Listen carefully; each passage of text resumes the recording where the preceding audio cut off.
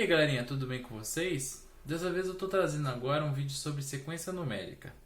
Esse vídeo é super legal que vai nos ajudar a compreender outros assuntos como progressão geométrica e progressão aritmética. Espero que gostem, deixe eu curtir seu like já desde o começo do vídeo e vamos para mais um vídeo.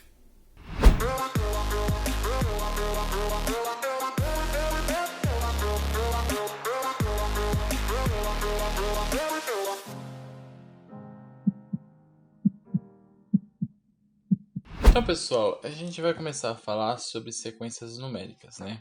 Sequências numéricas é um assunto extremamente importante de nós falarmos, porque ele é o precursor das teorias de progressão aritmética, de progressão geométrica. Progressão aritmética e geométrica que cai bastante no Enem, né? Quem conferiu aí as resoluções do Enem e do Enseja verificou que cai bastante questões com progressão aritmética, soma dos termos totais. Então é um assunto extremamente importante para a gente poder ter uma base e entender o conceito do que é progressão aritmética e progressão geométrica. O que é, na verdade, uma sequência numérica? A sequência numérica é uma associação de números naturais em uma determinada ordem ou sucessão, né? Por exemplo, né, a gente pode representar uma sequência 1930, 1934, 1938 até 2018. Isso é uma sequência ou uma sucessão de números em uma determinada ordem, né? A sequência ou sucessão, ela vem a partir de uma razão. Se a gente for verificar, por exemplo, essa sequência que eu demonstrei, a razão aqui entre esse termo e esse termo acontece de 4 em 4, desse para esse 4 e assim sucessivamente até 2018. Isso aqui são as datas, por exemplo,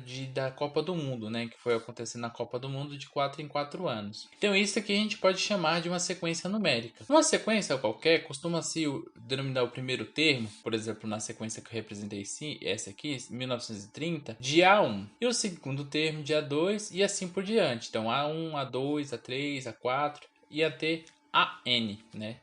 Quando a gente tem uma sequência finita, o último termo seria o meu AN.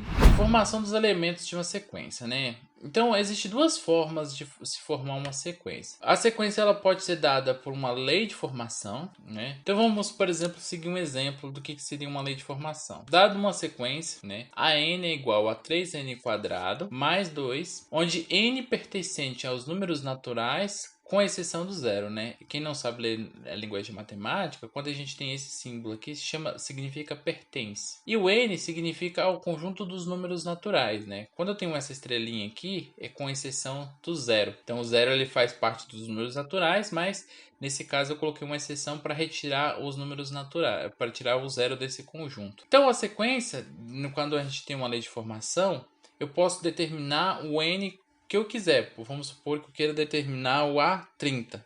Então eu só substituiria no lugar do n o valor 30. Então é 3 vezes 30 ao quadrado mais 2, eu determinaria o termo A30, né?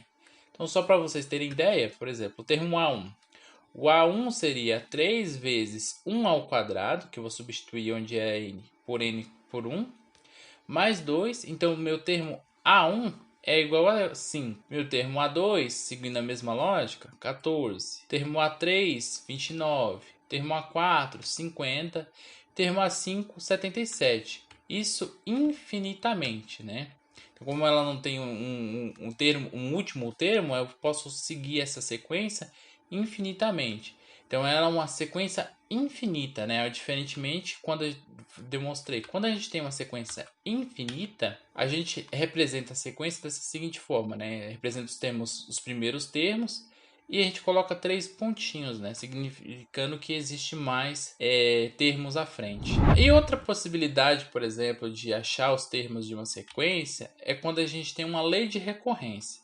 Diferentemente do primeiro caso, que a gente fala sobre uma lei de formação, a lei de recorrência eu não consigo encontrar um termo específico, vamos supor, o termo 30 da sequência, porque eu preciso do termo anterior para calcular o termo 30. Então eu precisaria de calcular o número 29, o AN29 para conseguir achar o A30. Né? Essa sequência, uma sequência bem famosa, é a sequência de Fibonacci. Muitos de vocês talvez já devem ter ouvido falar, né?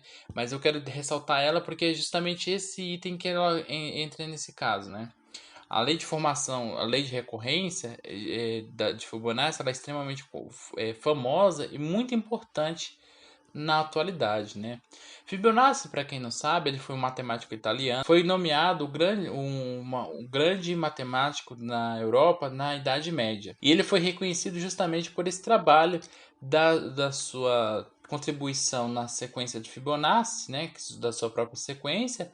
Então, como é que funcionaria a sequência de Fibonacci? A sucessão de Fibonacci, ou sequência de Fibonacci, é uma sequência de números inteiros que começa normalmente por 0 e 1, na qual cada termo é subsequente correspondente à soma dos dois anteriores. Então, a gente começa com dois termos, e o terceiro, quarto e quinto termo é a somatória dos dois anteriores, né? Então, a gente pega, por exemplo, se eu começo com a minha sequência com 0 e 1, eu vou ter 0 e 1. 0 mais 1 é o próprio 1.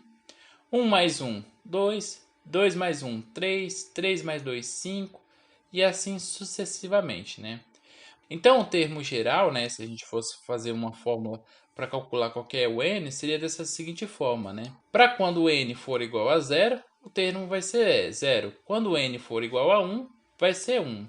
E nos outros casos, né, dos subsequentes, a gente vai ter a seguinte formulinha, né, de recorrência. Fn vai ser n menos 1 mais n menos 2, ou seja, o termo anterior menos o subsequente. Dessa forma, a gente consegue calcular o termo seguinte com os dois anteriores. Eu não conseguiria, por exemplo, calcular o termo enésimo dessa equação, por exemplo, o termo A30, sem conhecer o termo 29 e o termo 28. Foi verificado também que ao longo do tempo, essa sequência ela é encontrada com muita frequência na natureza, né? Então, só para fazer uma representação gráfica de como seria essa representação do Fibonacci, ela seguiria esse aspiral, se a gente fosse fazer. Essa espiral, né, essa forma de espiral, é justamente, quem for pesquisar um pouco mais, é o que dá a sequência, por exemplo, das folhas A0, A4, A3, né? Ela tem exatamente esse formato, onde, por exemplo, até o formato 8 aqui seria a folha A0, que é uma folha de 1 por 1. E a 2 é a metade da 1 e assim sucessivamente, né? E aí a gente consegue encontrar essa sequência, né, em vários fenômenos na natureza, como por exemplo a formação de uma galáxia, de uma espiral, por exemplo, de um girassol, de uma folha, de uma semente de pinha, na cauda de um lagarto e tantos outros casos, por exemplo, que seguem essa sequência Fibonacci. Então, pessoal, basicamente esse aqui é uma introdução do que seria o termo de sequências, né? A lei de formação e a lei de recorrência. Então, esses são aspectos muito importantes que vão ser bastante úteis nos próximos capítulos dessa sequência. Espero que tenha gostado. Não se esqueça de se inscrever, galera. É muito importante que vocês se inscrevam no meu canal, curtam esse vídeo, comentem para que esse canal ele ganhe relevância dentro do YouTube e esse trabalho possa chegar a mais pessoas, tá bom?